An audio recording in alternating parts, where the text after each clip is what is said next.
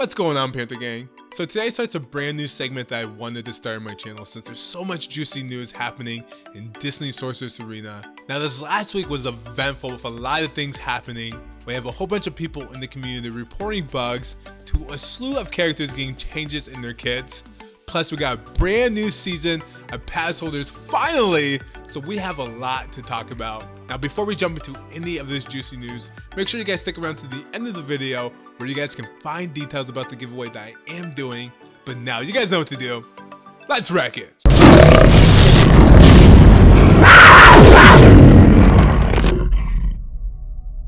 So let's start with the biggest news for the week. Passholders Season 2 is up and running, and there was a ton of changes that I want to address. Now Passholders Season 2 is totally free and rewards you for playing the game. You have two tabs, one being rewards and the second being quests. Now the rewards are categorized by tiers, and the way you earn the rewards is by experience. You can also purchase the tiers if you want to rush to get the rewards. It's totally up to you guys. I never purchased them. Now Season 2 has changed the game completely. Instead of being a monthly subscription, Passholders Season 2 is only 2 weeks. Now Meathead Militia posted this yesterday saying, seasons have been reduced to 2 weeks, but rewards are better than the previous. Passholder prices will remain the same, but rewards have increased. First off, I should mention that I'm getting this information from the official Discord for Disney Sorcerer's Arena, and Meathead Militia is the community manager and is an awesome guy always helping out with the community. Now this is the table with the description of what was increased, but I have a handy table here courtesy of the Real Roll. Now I'll leave a link to this below if you guys want it as well. Now for this season we have downtown villains being featured with the Doctor being promoted, and I'm loving this so far, guys. We are getting more gold, runes, and shards, and you can't complain when it comes to resources. Now last month the Passholder season seemed long and dragged out. Now we are getting double the rewards in a shorter amount of time. Of course this leaves the free-to-play players to the left dry with nothing, so I feel bad for the free-to-players. Now from Glue's perspective, I can understand why it lasted a month with the game being only released globally. Everyone is still playing catch up. Also on a business perspective, it makes sense as well. If you're someone who is competitive, you're gonna wanna buy it just to get the edge, so I get it. Alright, so before we jump into the next piece of news, PVP arena seasons have been updated as well. They are synced with the Passholder seasons ending on the same day. Now you should be expecting more trophies when you win the battle, but people are reporting that they are not getting their updated trophies, so check your game for this bug. Now on the topic of bugs, this game has a whole bunch of weird stuff going on. I can't talk about each one sadly because we would have a 6-hour video, but I want to show you guys the juiciest of the juice. Now first up, there is two types of people in the world. Those who have unlocked the bucket of soldiers, then the people who didn't. A lot of people are upset about how OP the bucket really is, but on the other hand, you have beta players who say the bucket of soldiers doesn't scale up late game. Now I've had a few last minute battles won from the bucket, so I totally get it. Personally, I like Ducky and Bunny a little more, but for those who do have the bucket, there's one known glitch. Roll it.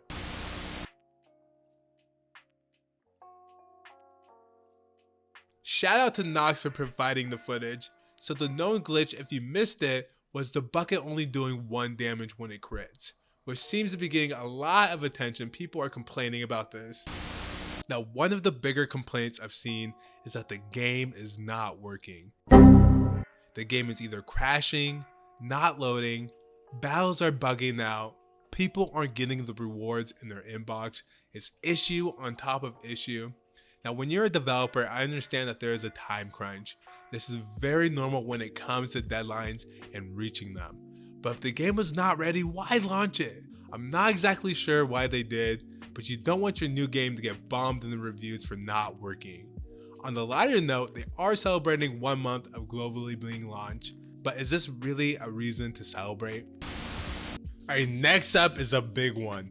The daily quest rewards are bugging out due to the Tower of Endurance not being registered as completed. Oh man, the people are enraged about this one. I'm not exactly sure what the compensation will look like for this bug, but Glue really needs to make sure they address the people and compensate us, please. This really affects the free-to-play players as well as the dolphins and whales. If you're a free-to-play player, then you really need those resources and that experience for the Passholders season. And if you spend money, then it gets a little frustrating when the game you're spending money on is broken. Wrap bugs up, make sure you guys save up your resources because we're going to get a brand new polar bear inside the game.